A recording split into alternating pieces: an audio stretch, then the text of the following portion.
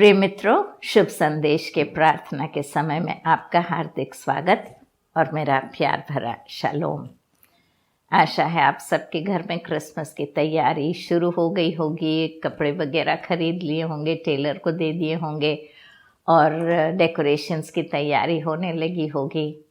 और हमारे यहाँ भी हम लोगों ने तैयारी शुरू कर दी है, क्योंकि मेरे दो छोटे छोटे ग्रैंड डॉटर्स हैं, मेरे बेटे की दो बेटियां हैं, तो वो मांगती हैं कि क्रिसमस ट्री सजाएं और सजावट हो, और वो एक्साइटेड होती हैं, खुश होती हैं। इसलिए हमने भी शुरू कर दी है और ये खुशी का माहौल है। इसके लिए हम परमेश्वर का धन्यवाद देते हैं।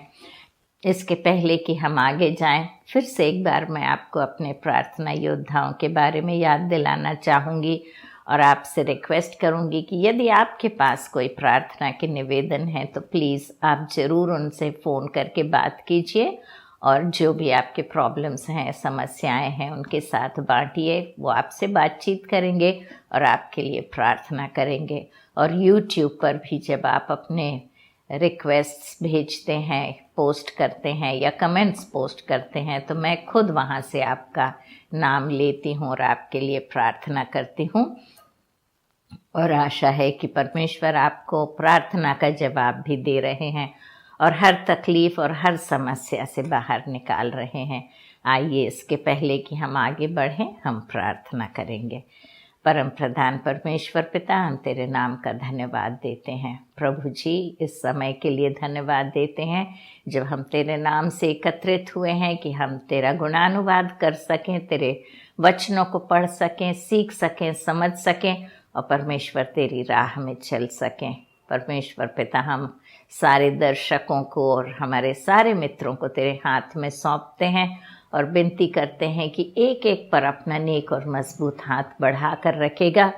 हर परेशानी से परमेश्वर उन्हें छुड़ौती देगा, उन्हें अपनी पनाह मिलेगा और होने दे प्रभु जी की हर तकलीफ से उन्हें छुटकारा मिले और परमेश्वर पिता वो तेरी और नज़दीकी में आ जाएं। शैतान की हर शक्ति को प्रभु यीशु मसीह के नाम से डांटते बांधते आज्ञा देते हैं कि एक एक के परिवार को और एक एक सदस्य को छोड़कर निकल जाए और तेरी आत्मा का कार्य एक एक के घर में हो। प्रभु जी, इस समय जब हम त्यौहार मनाने की तैयारी कर रहे हैं, हम विनती करते हैं कि पवित्र आत्मा आप हमें याद दिलाते रहेंगे कि हमें परमेश्वर जो कुछ हम तैयारी करते हैं वो तो ठीक ठाक है, लेकिन हम इस त्यौहार मनाने के बीच में परमेश्वर हम तुझे ना भूल जाएं, क्योंकि यदि हम त्यौहार मनाते हैं तो उसका खास कारण आप ही हैं। तो हम हमारा ध्यान आपकी ओर एकाग्रित हो और हम आपको ध्यान में रखते हुए जो कुछ करें वो करें। धन्यवाद देते हुए प्रभु यीशु मसीह के नाम से प्रार्थना मांगते हैं, सुन और ग्रहण कर। आमीन, आमीन और आमीन। मित्रों, मुझे एक बात याद आ रही है, जब केक घरों में हम बनाते हैं क्रिसमस के समय में, केक बना के कई एक तो हम घर में ही बेक करते हैं, कई एक हम लोग बेकरी भेज देते हैं और वहाँ से बेक होके आ जाता है केक।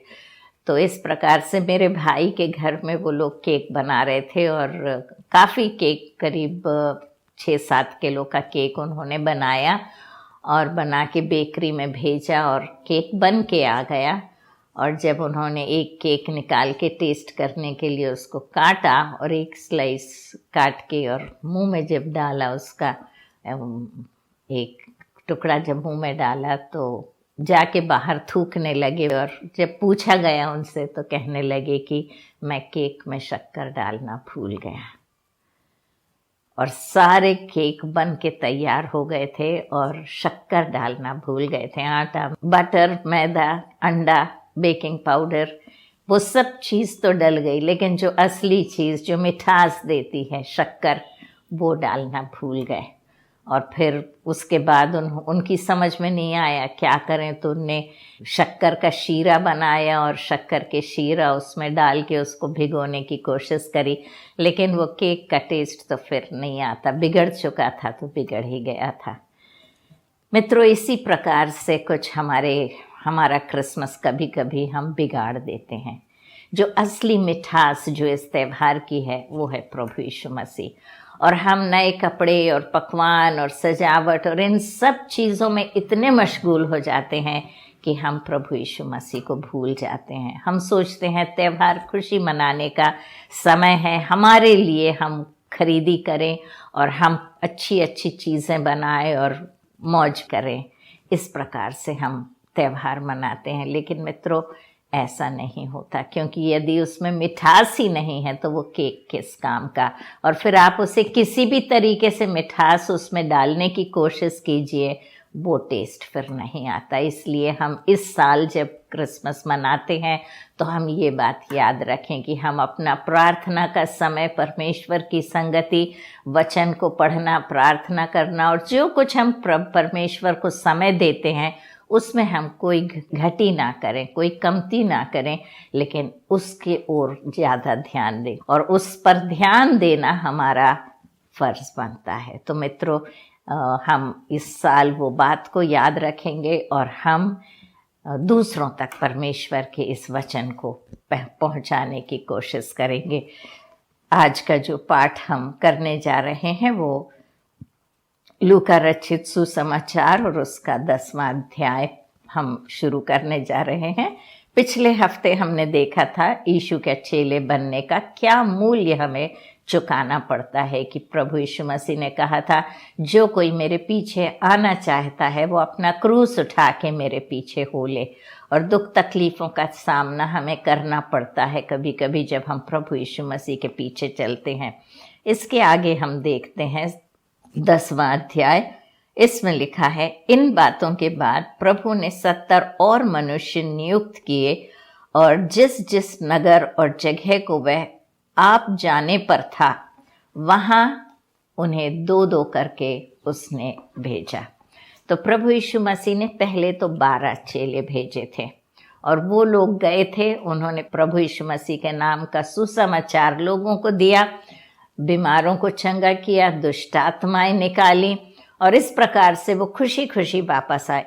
अब जो प्रभु यीशु मसीह भेज रहे हैं वो 70 लोगों को भेज रहे हैं और वो 70 को 2-2 करके भेज रहे हैं, अकेले नहीं भेज रहे हैं, 2-2 करके भेज रहे हैं। एक का सहारा एक बनता है, तो 2-2 करके वो लोग जा रहे हैं और ये उन प्रदेशों में या उन नगरों में प्रभु यीशु मसीह ने उन्हें भेजा जहां वो खुद जाएंगे।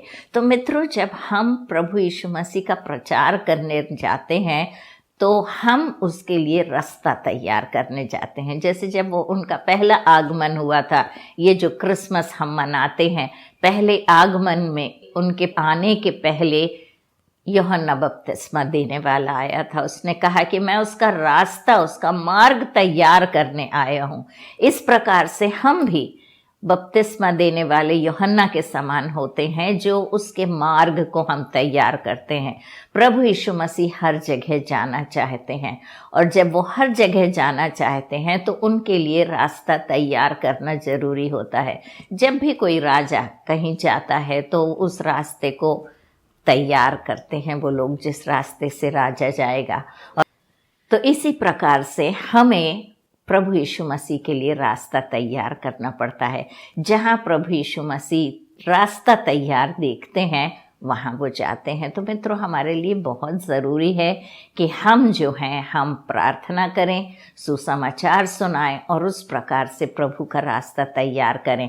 जब हम उनका रास्ता तैयार करते हैं तो वो खुद वहाँ पर जाते हैं और वहाँ जाकर उद्धार का काम पूरा करते हैं। तो हमें लोगों के लिए प्रार्थना करना है, प्रेयर वॉक्स करना है, हमें प्रार्थना के लिए गलियों में जाना है, सड़कों पे जाना है, बाज़ारों में जाना है, स्टेशंस पे जाना, बस स्टेशंस पे जाना, एयरपोर्ट्स पे जाना, जहाँ कहीं भी लोग रहते हैं वहाँ हमें जाके प्रार्थना करना है, शैतान की शक्ति को बांधना है और परमेश्वर की शक्ति को वहाँ पे हमें रिलीज करना है। तो जब हम ये काम करते हैं, कहता है कि जिस चीज़ को तुम खोलोगे वो खोली जाएगी, जिसे बांधोगे वो बांधी जाएगी। तो शैतान की शक्ति हमें बांधना है, परमेश्वर की शक्ति को हमें खोलना है। और इस प्रकार से जब हम जहाँ कहीं भी जाके परमेश्वर के रास्ते को तैयार करते हैं वहाँ प्रभु यीशु मसीह जाते हैं। तो मित्रों, जरूरी नहीं है कि आप सुसमाचार शुरू कर दें प्रचार करना, पहले तो हमें भूमि को तैयार करना पड़ता है। भूमि तैयार होने के बाद हमें बीज बोना पड़ता है। तो इसलिए हम जहाँ कहीं भी, जब आप शॉपिंग के लिए जाते हैं, रास्ते में आप प्रार्थना करते जाइए, शैतान की शक्ति को बांधते जाइए, परमेश्वर की शक्ति को रिलीज करते जाइए। आप काम पे जाते हैं, रास्ते में आते हैं जाते हैं, तो प्रार्थना करते हुए जाइए और परमेश्वर के मार्ग को तैयार कीजिए। जब आप परमेश्वर के मार्ग को तैयार करेंगे और जब रास्ता साफ होगा तो प्रभु यीशु मसीह वहां जरूर आएगा और उद्धार वहां पर लोग पाएंगे। लिखा है, उसने उनसे कहा, पके खेत बहुत हैं परंतु मजदूर थोड़े हैं, इसलिए खेत के स्वामी से विनती करो कि वह अपने खेत काटने के लिए मजदूर भेज दे। ये वचन बहुत महत्वपूर्ण है मित्रों। लिखा है कि उसने उनसे कहा, पके खेत बहुत हैं।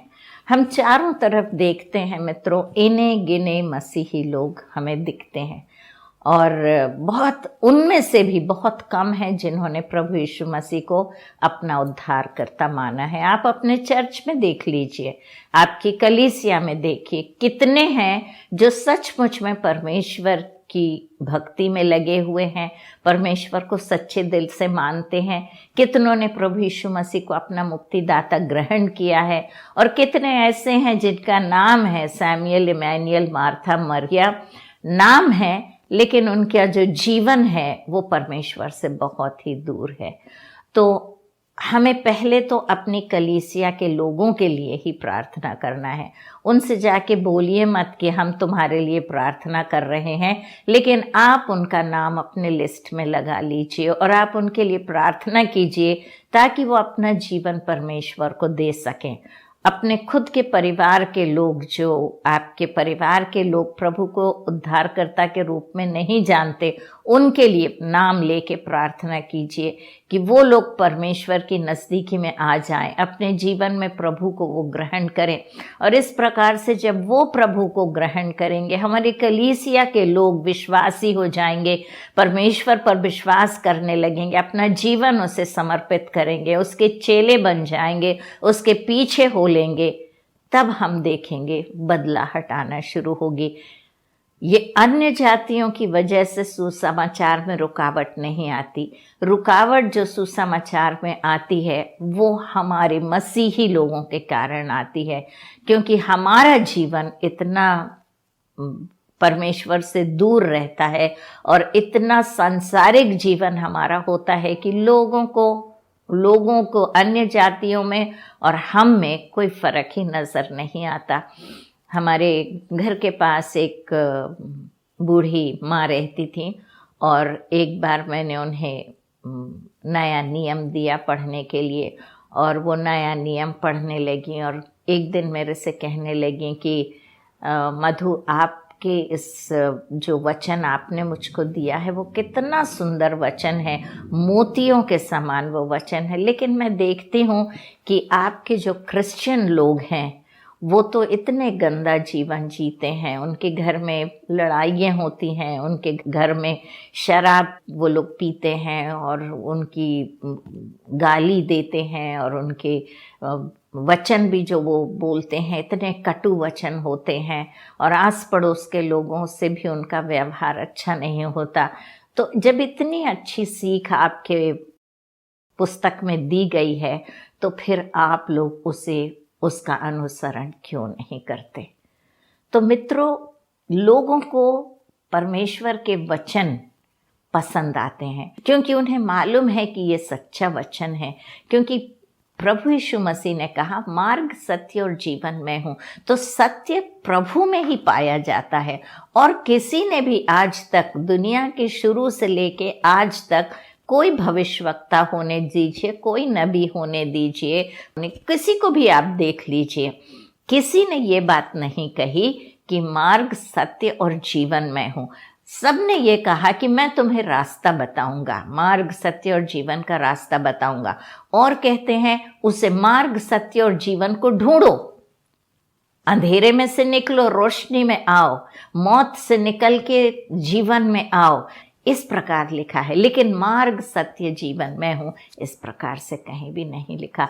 लेकिन प्रभु यीशु मसीह ने वो बात कही थी कि मार्ग सत्य और जीवन मैं हूँ। तो प्रभु यीशु मसीह हमें अपना रास्ता बताते नहीं हैं, खुद रास्ता है, सत्य है।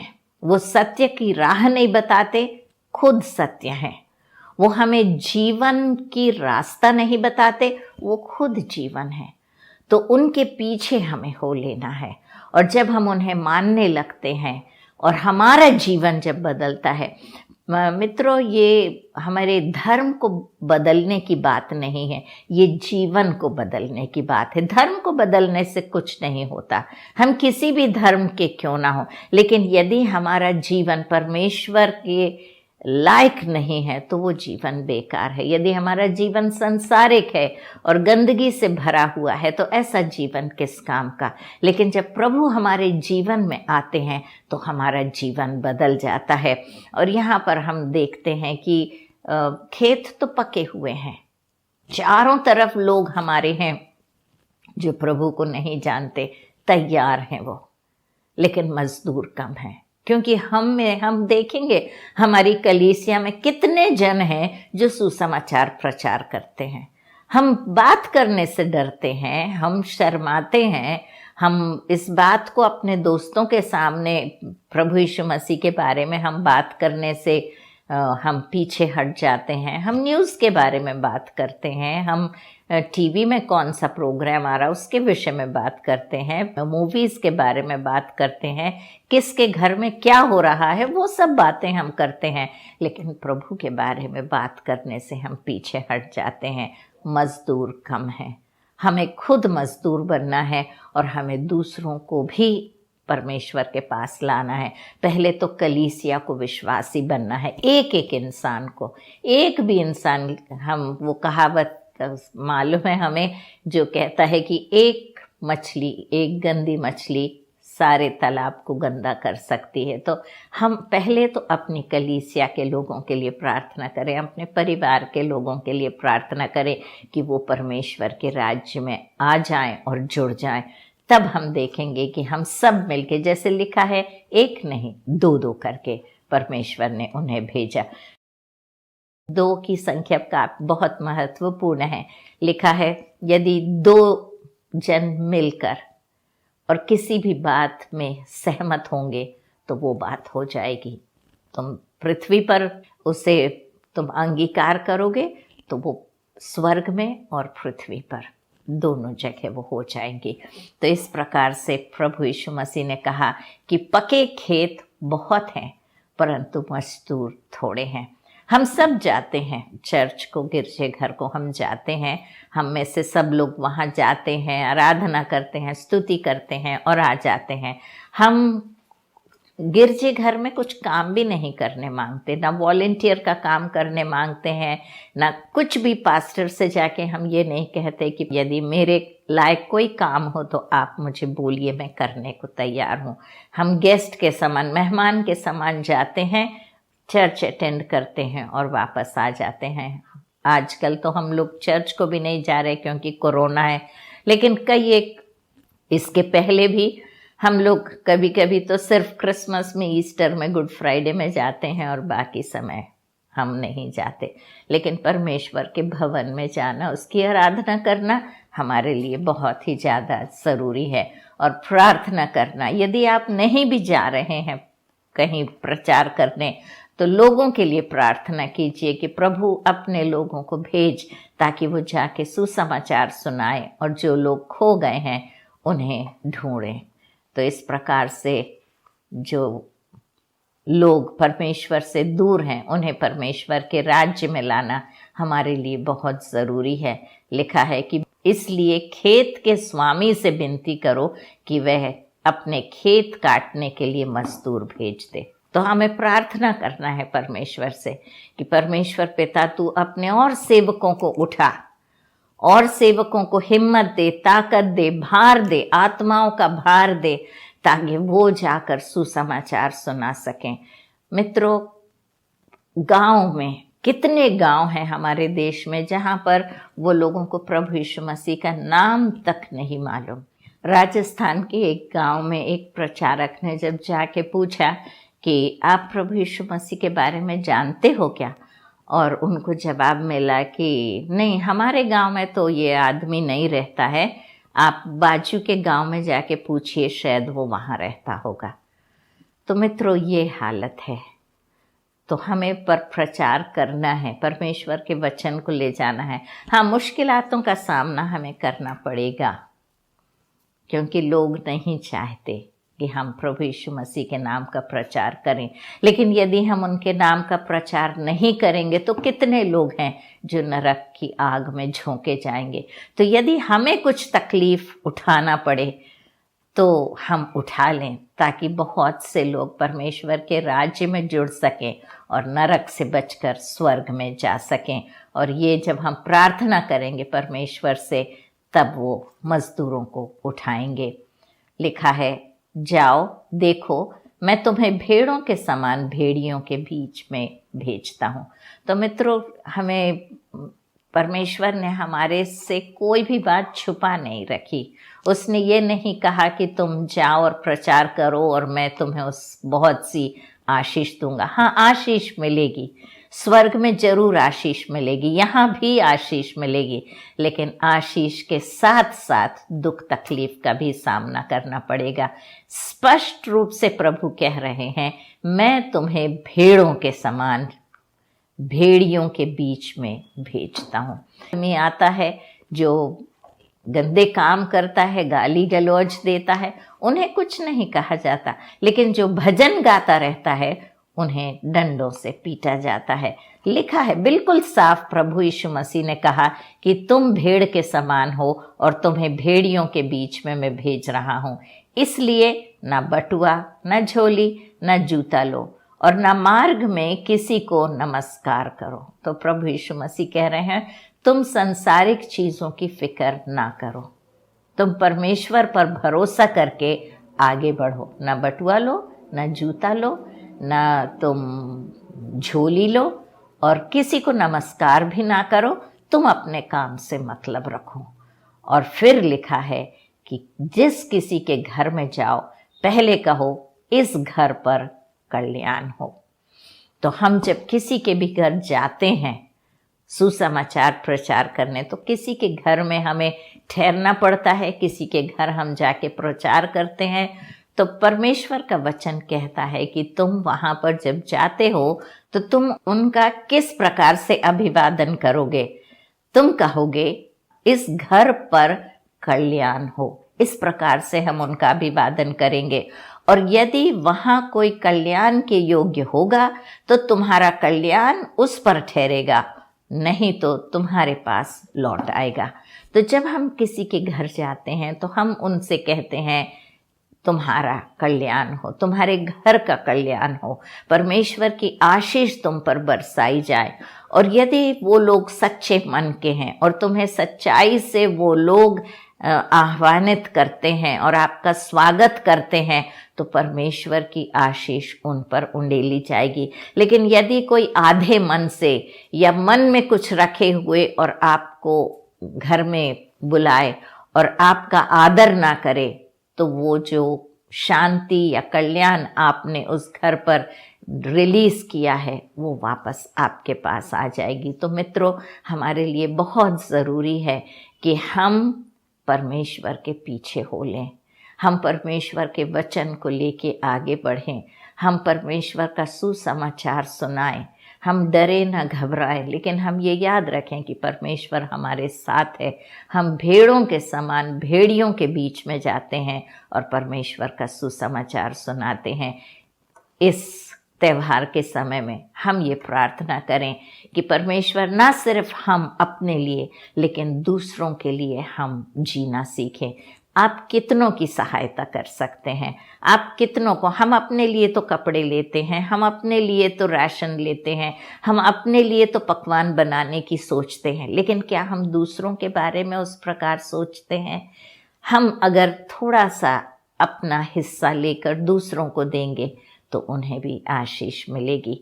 तो इस बार जो कुछ परमेश्वर ने आशीष आपको दी है उसे दूसरों के साथ बांटिए, ताकि ना सिर्फ आप आशीषित और खुश हों परंतु दूसरे भी आशीषित हों। आइए हम प्रार्थना करें।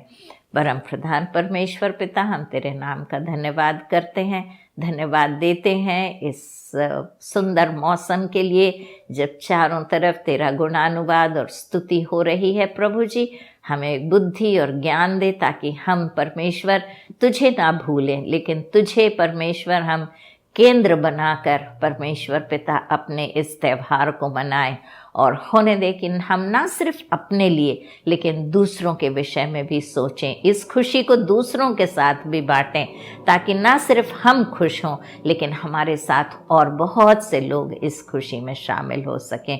आशीषों के लिए हृदय से धन्यवाद देते हैं। हर एक जो परेशानी में है, आर्थिक समस्या का सामना कर रहा है, अपना नेक और मजबूत हाथ बढ़ाकर एक एक पर रख और एक एक को आशीष से परिपूर्ण कर। प्रभु यीशु मसीह के नाम से प्रार्थना मांगते हैं, सुन और ग्रहण कर। आमीन, आमीन और आमीन। परमेश्वर आपको आशीष दे मित्रों। फिर मिलेंगे, तब तक के लिए जय मसीह की।